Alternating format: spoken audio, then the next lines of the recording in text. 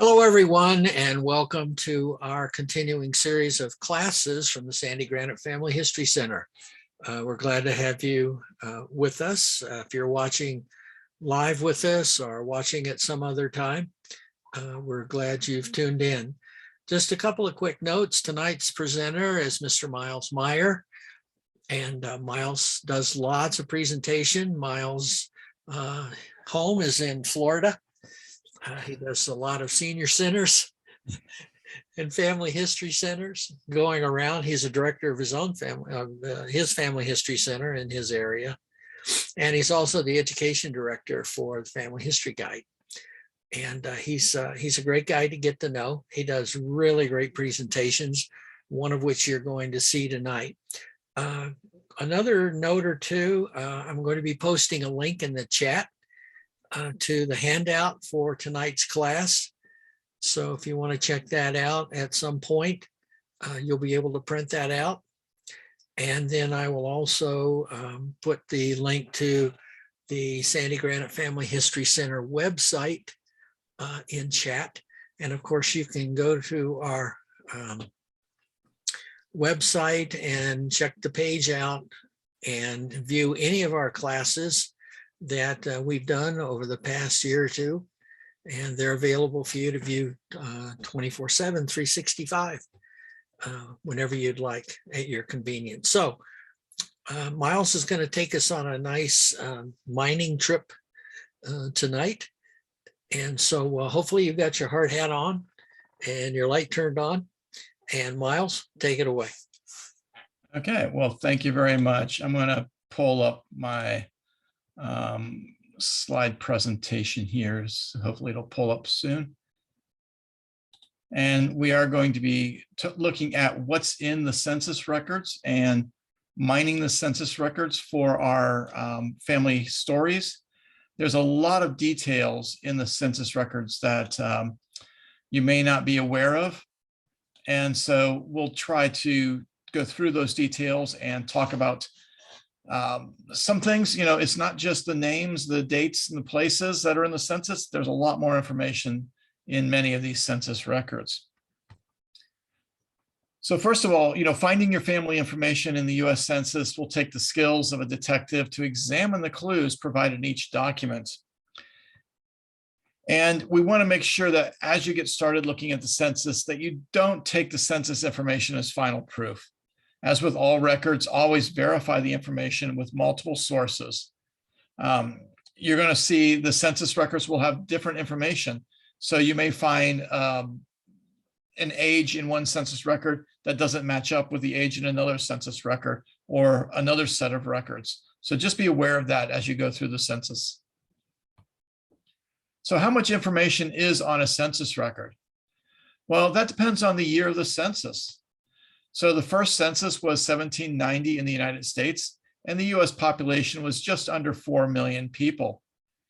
Between 1790 and 1840, the census recorded the names of the head of household and the age class of the people in the household. And in 1850, this was the first census that enumerated all members of a household. And this was also the first slave schedule. In 1860, we had the first census where the American Indians were officially counted. Now, the US population at that point in time was a little over 31 million, and the Indian population was recorded as 40,000. So it's obvious that not all Native Americans were recorded in that census. And in 1890 census, almost all of those original records were destroyed in a fire in 1921. And that's generally the census record that everybody really wishes we had. The 1950 census is the most recent census released for public use, and that had over 150 million people in the US population at that time. So when you're looking at the census record, there's a few things to look for. First of all, you want to start with your most recent census and work backwards. So you usually have more information for recent people, and it's easier to find them in the census records. You want to identify known family members that were present during the census and develop a search strategy. So know who you're looking for and who was in the family. Have a good idea about possible locations where they may have lived, and know the approximate birth years. If you can't find them in the census, try searching for only the last name in the area you believe they lived. This is helpful if you have a last name that's not as common. For example, Meyer is a very common last name. Smith and Jones, it might be difficult to find. But on the other hand, a lot of the families I look up are very rare in the census records, such as Westerheide. And you want to try various spellings. So make sure that you're trying these different spellings because they may not be written correctly in the census, or they might be transcribed incorrectly also. And also be aware that there are missing census records. For example, in 1790, portions of Delaware, Georgia, New Jersey, and Virginia are missing. In 1880, a variety of different states are missing. In some states, only 1 or 2 counties might survive. Same thing with 1810. Again, there's a partial loss of the Illinois territory. 1 county was there. St. Clair was lost. Randolph County, it still exists. And the Ohio territory, only Washington County exists in the current census for 1810. And Georgia, New Jersey, Tennessee, Indiana, Michigan, Mississippi, and Louisiana are missing also. In 1820, you have Arkansas, Missouri, New Jersey, and then partial losses for Alabama and Tennessee. And 1830, you have some counties missing from Massachusetts, Maryland, and Mississippi. And then between 1840 and 1940 or 1950, most of the census is intact. But you have the 1890 census, which is missing.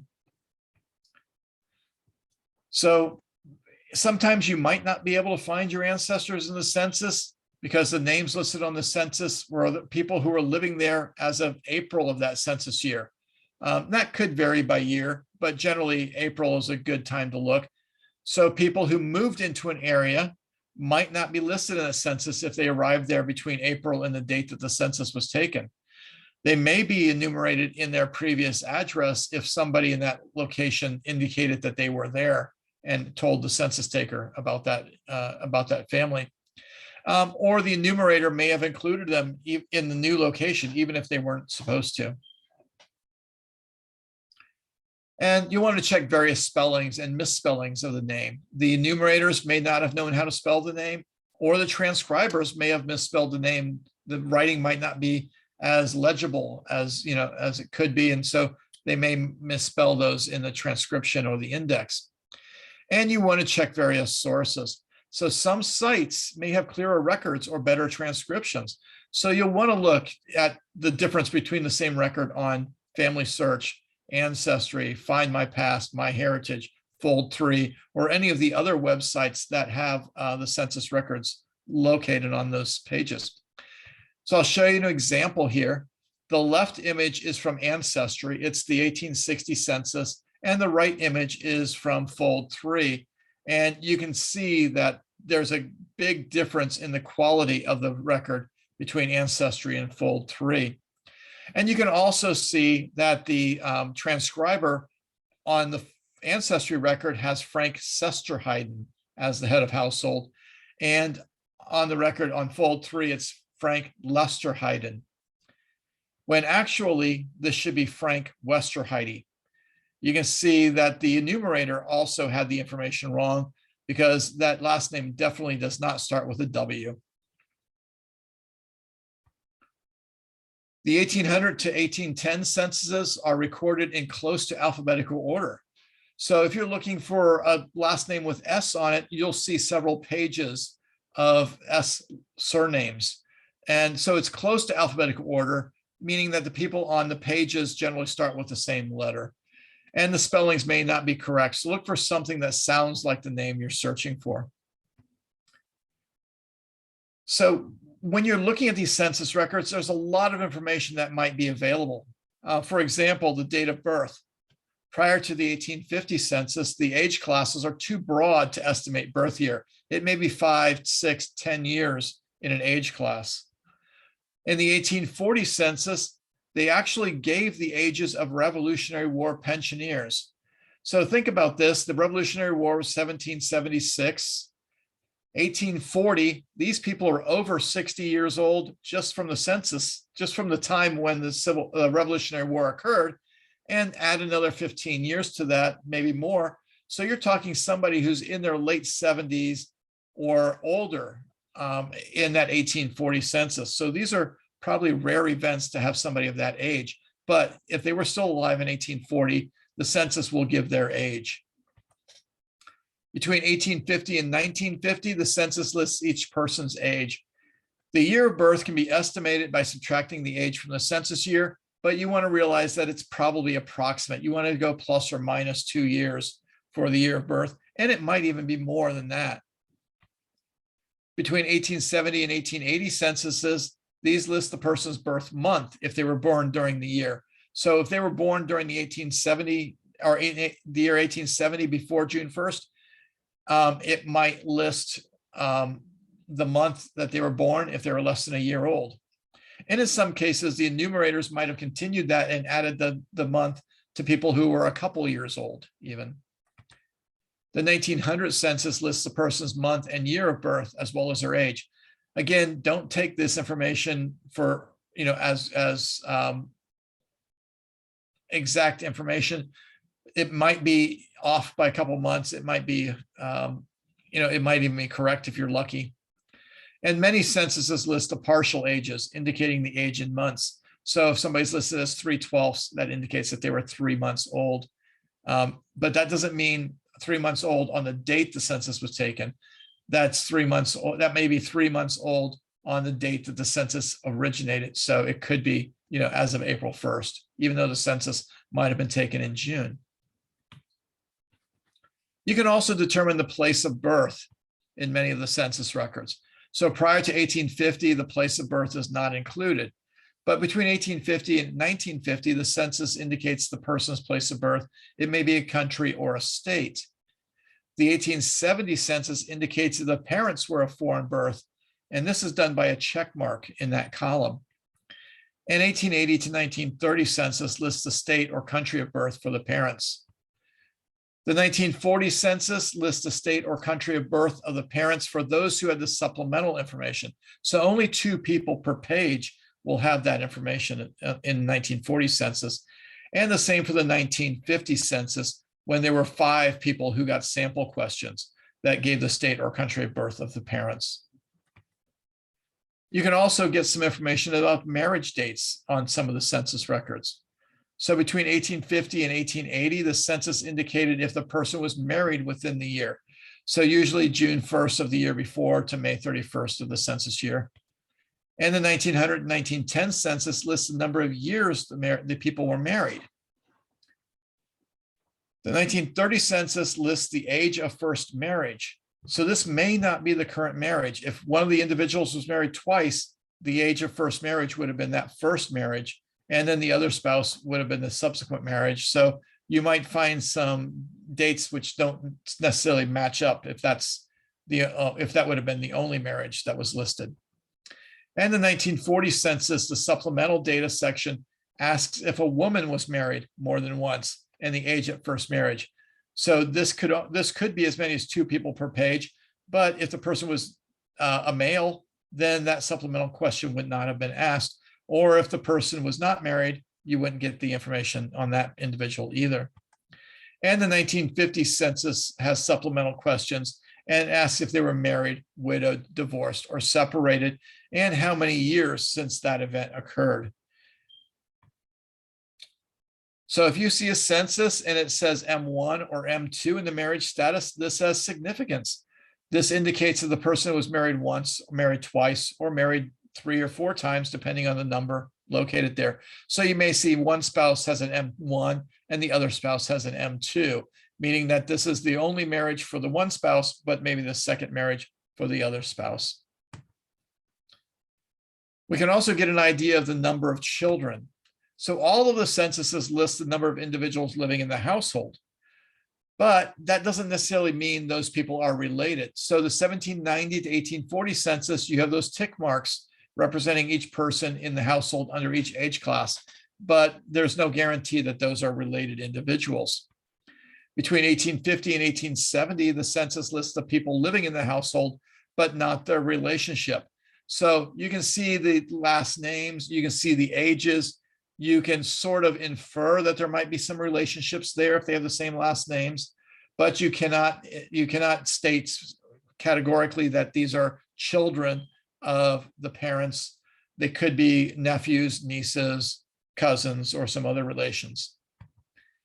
The 1850 to 1950 census lists the relationships for each person in the head of household. So this is where you get indicated if it's the wife, the children, the grandchildren, the son-in-law, the daughter-in-law, the aunt, the grandmother, and mother-in-law, and so on, will be listed in those later censuses.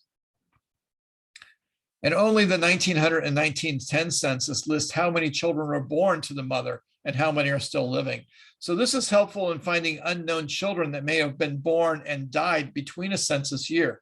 So for example, if a child was born in 1901 and died in 1908, that child would be listed in the 1910 census as a deceased child.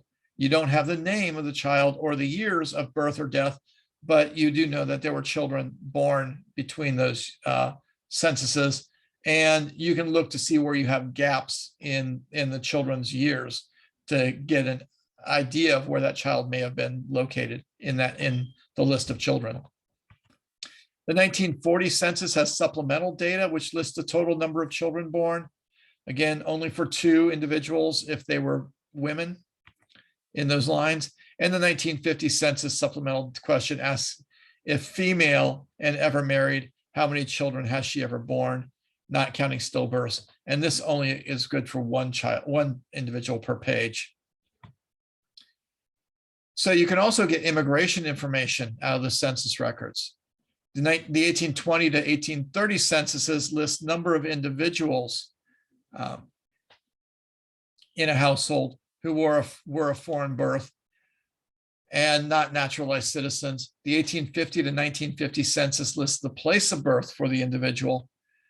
The 1870 census has a column for male citizens of the United States, 21 years of age and upwards. So if this individual was of foreign birth and the column is checked for male citizen, that indicates to you that he would have been naturalized prior to 1870. Between 1880 and 1930, the census lists the place of birth for the parents. So it gives you an indication of whether or not the parents were of foreign birth. And 1900 to 1930 census lists the person's year of immigration. Again, if you have the individual in all of 1900, 1910, 20, and 30 census, that year of immigration might be different in all of those censuses. So you get an estimated time frame that you can work with. Between 1900 and 1940, those censuses list the person's status. So are the alien? Have they submitted their first papers, or are they naturalized? And the 1900 census lists the number of years in the US. The 1920 census lists the year of immigration and naturalization. Again, they might not match up with other records, but it gives you an idea of where to look. And the 1940 census supplemental data lists the place of birth for the parents for 2 individuals per page. And the 1950 census asks if the person is of foreign birth, is that person naturalized? The military service can also be indicated in the census records. As I mentioned, for the 1840 census, the individuals who were pensioners of the Revolutionary War would be indicated. It would give their name, their age, and if they were not the head of household. The 1910 census indicates if a person was a survivor of the Union or Confederate Army or Navy. So if it says UA or CA, that's the Union Army or Confederate Army. UN or CN is Union Navy and Confederate Navy. Often these columns are overwritten with numbers. It may be something like 2100. These are notes for statistical analysis and don't have any meaning in the military status. In 1930 census, the person would be listed if they were a member of the military mobilized for war or an expedition. So if it says CIV, that would be Civil War. SP is Spanish-American War. PHIL is the Philippines Insurrection. BOX is Boxer Rebellion. MEX is Mexican Expedition. And WW is World War I. And the same for 1940, where you have W for World War I, S for Spanish-American War, the Philippines Expedition, or the Boxer Rebellion. SW for the Spanish-American War and World War I. R is peacetime service, and OT is other. The 1940 census supplemental data also lists if the person was a child of a veteran. And the 1950 census asks if males were ever served in the US Armed Forces, indicating if it's World War I, World War II, or any other time. You can also get an idea of property ownership. So the 1790 census lists if the family lived in a house or a store. 1850 to 1870 census lists the value of property or the land owned by each person. And the 1860 and 1870 census lists the value of personal property owned by each person. 1900 to 1940 census indicates whether a person owned or rented the property. And the 1900 to 1930 indicates if the person had a mortgage or was owned free of a mortgage. 1930 and 1940 census indicates the value of the property if owned or the monthly rent. And then several other censuses indicate if they lived in a house or on a farm. The 1950 census also indicates if they did not live on a farm, if they owned more than 3 acres. And between 1900 and 1950, you can see that there was a column for the farm schedule. So indicating they lived on a farm, but not all of the farm schedules still exist. And then with education, between the 1840 census lists the number of individuals who are scholars and the number of individuals in a family over 20 who cannot read or write. Between 1850 and 1940, the census lists whether a person attended school within the year. And the 1940 census lists the highest grade completed. So 0 for no school, 1 through 8 for first through 8th grade. High school is H1 through H4, and college is C1 through C5. In 1850 to 1930, the census lists if the person can read and write. And 1950 census, the education questions were asked for 5 people per page, and that include the highest grade attended. Did they finish the grade? And did they attend school since February of that year? And employment is also an important question that can be asked in these census records. So in 1790, the census lists the occupation of the head of household.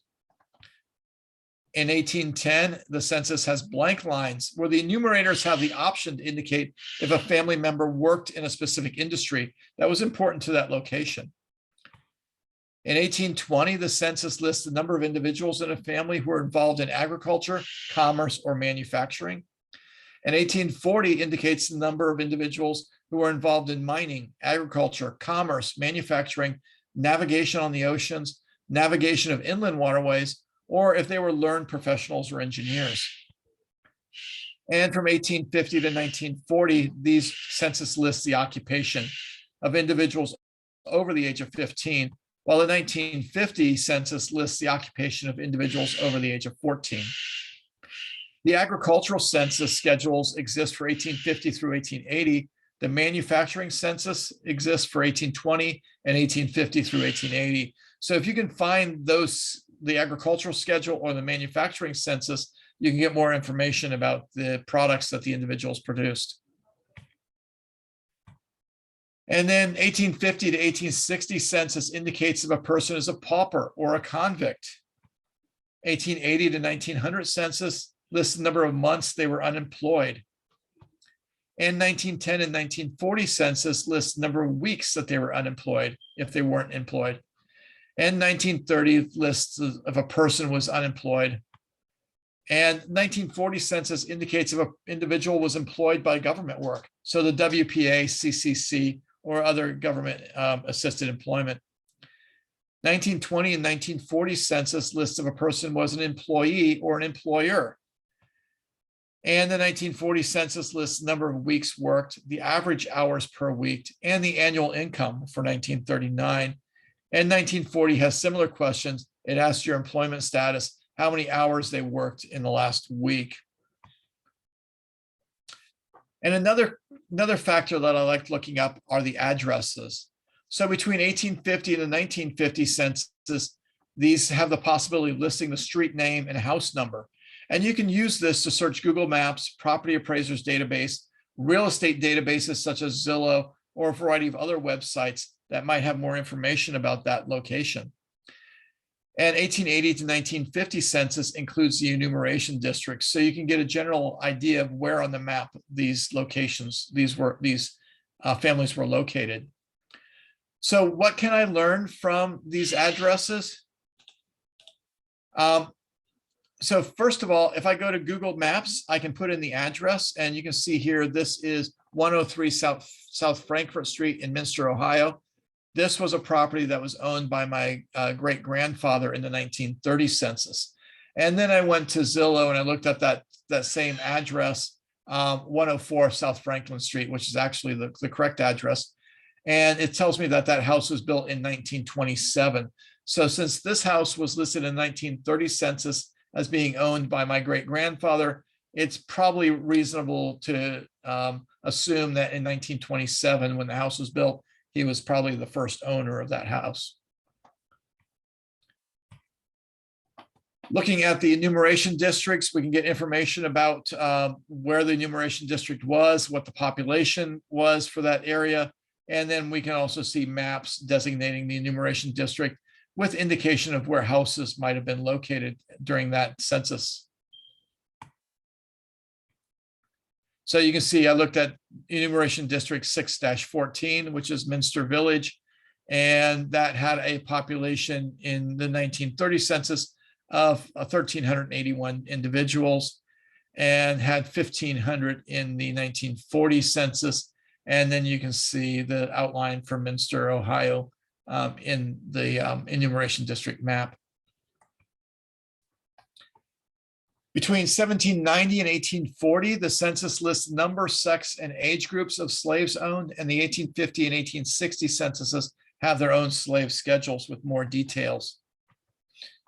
And then you can also determine physical or mental disabilities. So 1830 to 1870 and the 1910 census enumerated deaf, dumb, and blind individuals, while 1840 through 1870 census lists the number of individuals who were insane or listed as idiots.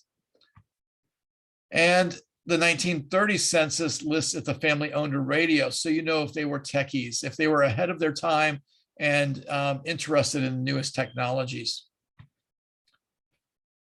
So one thing that's important as you're looking at these census is to know your boundaries. You want to know the state boundaries and if they shifted over time, or the county boundaries may have shifted over time. So you want to make sure you're looking in the right place and the right set of records. For example, Florida became a territory in 1822 and was granted statehood in 1845. So the first US Census for Florida was the 1820 census, and that was for Pensacola and Escambia River regions. In 1830 and 1840, it was listed as Florida Territory, and in 1850, it was then listed as had Florida as a state in the census records. So you can see, looking at old maps, you can see the differences in the boundaries over time until we get to the most recent maps where the counties are, more defined and relevant to what we're looking for. So the 1940 census was released in 2012. Again, censuses are released every 72 years. So we just had the 1950 census released this year. The 1940 census is data rich. It contains the age, relationship, marital status, employment status, income, and education for every individual enumerated. And there are supplemental questions that include limited information on birthplace of parents, veteran status, marital status of women, or were they previously married, their age, number of children born, for up to 2 individuals per census page. And the 1940 census will have the information from many of our recent ancestors, grandparents, parents, or even some of us. So when we look at the 1940 census, you get a lot of information. Of course, in the title section, you get the town, the township, state, and county, the ward, the block, if it's an unincorporated place, if it's an institution, such as a school, a prison, a hospital. You get the supervisor's district, the enumeration district, the enumerator's name, the date enumerated, and the sheet number. And you might want to look at the enumerator's name because it might be somebody from the local area and you might recognize those names.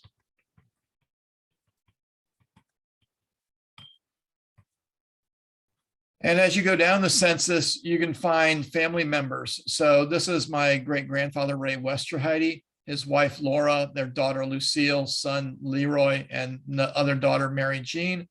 We can find their address, 104 Frankfurt Street. This was the image that I showed you on the Google Street View and the Zillow listing. We get more information in these data categories. So if you notice here, Ray Westerhay says 0, Laura's 1, Lucille is 2, Leroy's 2, Mary Jean is 2. That indicates head of household, the wife, the child, parents, grandparents, other relatives, and so on. And you can see there's a variety of different other things, such as servants, servant's wife, son or daughter, other people in a hotel or institution, head of hotel, and hired hand. Some of those indicators might not be directly listed on the page other than in these data points. You can also get the sex, the race, the age, and marital status of each individual on these census pages, and then whether they attend school and the highest grade completed. So you see my great-grandparents finished 8th grade, and then their children are in 10th grade, 6th grade, and 2nd grade. And then you have the data points after that, where it lists the grade for the code for each grade that they may have been in. And then you have the birth location. So in this case here, they were all born in Ohio. You get the residence in 1935. In this case, it's the same house, but it may say same place, rural, or a name of another location, a county or state where they lived. So if it says same house, you know it was at the same address in 1935. And if it says same place, you know they lived in the same town in 1935. And then you also get the citizenship. So in this case, they all say AM, which is American, but they could say naturalized, NA, PA for first papers, or AL for alien. And then there's the birth state in column C, and those codes there should be the same as the previous location. And you can go to Steve Morris and look at the codes there and make sure that they all match up. And there's another one for migration information. So that column D that's in there provides the residence information for the 1935 residents, but it gives more detail. So instead of just saying it's the same house or same place, it may say it's the same county and it's non-farm or residence unknown, or give you some idea of the county's population that might give you some more information. And then what do we know about where they lived? Well, this can tell us if they rent or own the house. It can tell us the value of the rent or the ownership of the house. Did they live on a farm? Yes or no? And did they live on a farm in 1935? And it also gives you a farm schedule in the last column. And the employment data tells us if a person worked for pay in private non-emergency government work during the last week in March, or if not, it was the person at work or assigned to public emergency work like WPA, NYA, or CCC. If the person was seeking work, or if they were not seeking work, did they have a job or business? And also whether they were engaged in housework, in school, unable to work, or other. So the other includes retired persons or persons who choose not to work. So you can see in this case here, Laura Westerheide is listed as H, so she's doing housework, and Lucille is listed as S, so she's in school. Again, this is only for individuals 14 years of age and older. So if they were under 14, you're going to see that that code is not filled out, or in this case, in this census, you can see that they all say no, but they're all marked out, indicating that they're less than 14 years. And then there's another column, column E, which gives us some statistical data about their work status. And then it also gives us the number of hours worked. So you can see in this case, it's 50 for Ray Westerheide. If they're unemployed or working emergency work, the number of weeks employed, the number of weeks worked during 1939, and the amount in salary and wages if they made salaries and wages, and did the person earn more than $350 other than wages. So you can see, again, Ray Westerheide worked 50 hours, And you can see other people in this section were 40, 45, or 50 hours. Now, one thing you'll notice here is that he worked 50 hours, but that second box says no, indicating that he didn't have salary. So why didn't he have salary? Well, looking at the type of work he did, you can see here he was a dry cleaner. And then it says OA, and this is the class of worker. So if it says PW is private work, GW is government work, E is an employer, OA is own account, and NP is unpaid family worker.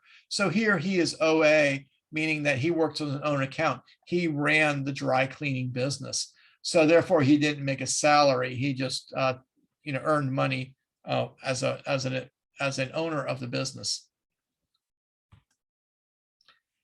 And then there are occupation codes here.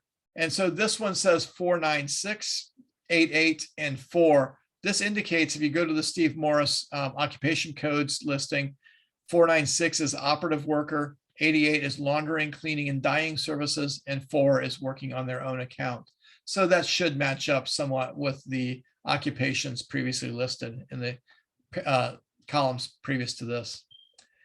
And then you also get who answered the questions when the enumerator asked. And so you see these little, in the 1940 census, these little circles with X's in them, that indicates who answered the questions. So in these cases here, the wives answered the questions, probably because the husbands were at work and the children may have been at school, or it's not reasonable to ask these questions to the children. And if you're in lines 14 and 29, there's supplemental information that may be provided. So if we're going down to the supplemental information, you can see at the bottom of the page here. Also, on lines 39 and 40, if the family continues on to the next census page, you'll see a little box that's marked there indicating that the family's on the next page also. And then down here in the supplemental information, you see the names, the birthplaces of the parents, the language that the children spoke or the household spoke, and then a variety of different other bits of information here, including veteran status. The interesting thing here is if the person was a veteran or the wife, widow, or child of a veteran under the age, children under the age of 18, they would be indicated in these columns. If it's a child of the veteran, it would also indicate if the father is deceased. And it will also indicate which war or military service. So World War I, Spanish-American War, Philippines, Boxer Rebellion, the Spanish-American War and World War I, peacetime service or other. The next set of columns indicates Social Security. So if they had Social Security, that means they had a Social Security number, and you'll be able to look up their Social Security records, Social Security Death Index or applications, which you can find those on Family Search, and the application records you can find on Ancestry. Were deductions for old age retirement or railroad retirement made? So if they had railroad retirement, they wouldn't have Social Security. And also the percent of deductions made. So was it all wages, 1/2 or more of the wages, or less than half of the wages? And the usual occupation and industry would be indicated here also, along with the woman's marital status. So again, married more than once, age at first marriage, or the number of children born, which does not count stillborn children. And then you get the veteran status. So this will give you that information. The code numbers 1 through 7 indicates the veteran, child, or wife, and then what military branch they served in, and which war event that they served in. And then the last set of columns gives us more information on owning or renting the house, the value of the rent or the ownership, and so on. Along with the farm. So were they farmer, lived on a farm or not on a farm, male or female, and then the color and nativity. So were they white, not white? Were they foreign born? And then you have age data. Along with marital status, and then the highest grade completed, and then the citizenship records there. So a lot of detail in these columns. Getting down to the number of hours they worked, as well as number of weeks they worked, breaking it into salary and supplemental incomes. The 1950 census also has a great deal of information on it. In the banner section of it, you get the town or township, the county, state, hotel, military installation, or other institutions, the enumeration districts, and the date and the numerator and sheet numbers. And then down below, we have the street name, the house number. Do they live in a farm or a ranch? If not on a farm or ranch, do they have more than 3 acres? Then you have the name, relationship, race, sex, age, marital status, birth location, and naturalized if foreign birth. Then the right-hand section is all about work status for persons over 14 years old.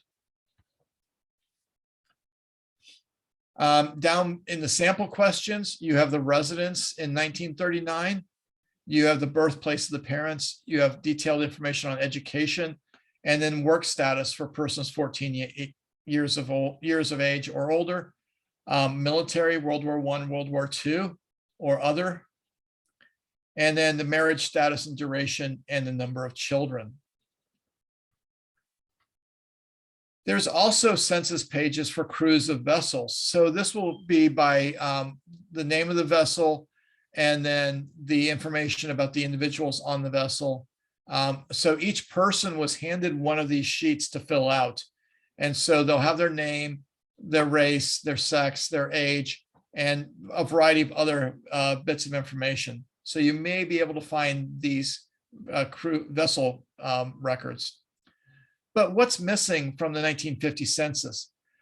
So there's a backside to every one of these census pages, and that backside was never microfilmed. So they microfilmed the front page and they threw them all away.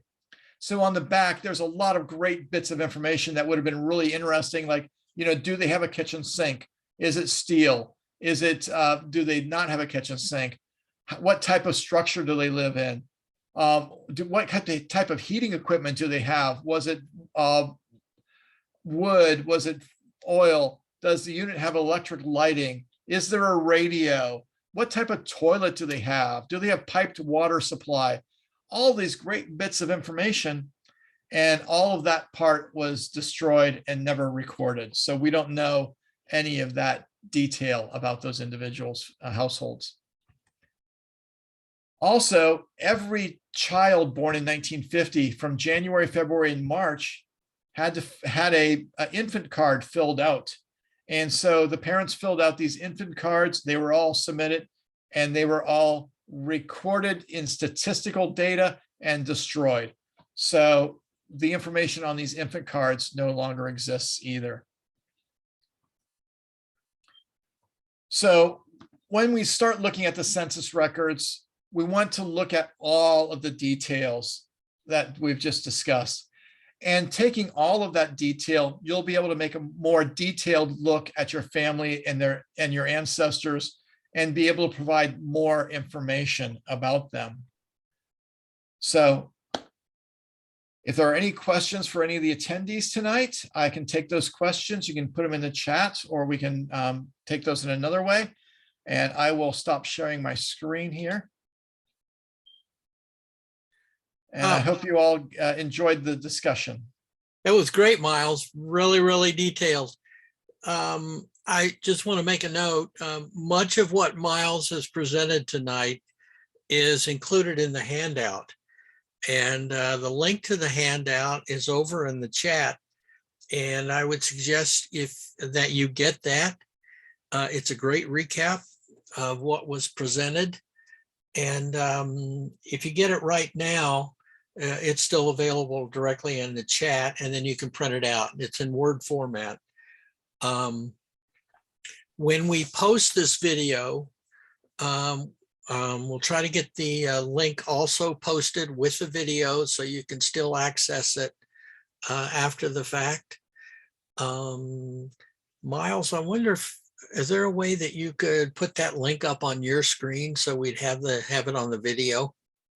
because a lot of people don't have access to the chat. Hmm. Pull this up later. I'm not sure I can, because it's going to be a really long link with a bunch of letters and things, and it'd be pretty tough to see it. Yeah, well, we'll just go ahead and try to get it posted when we post the video. Yeah, that'll work. Great. We do have a few people on board with this. So any questions for Miles?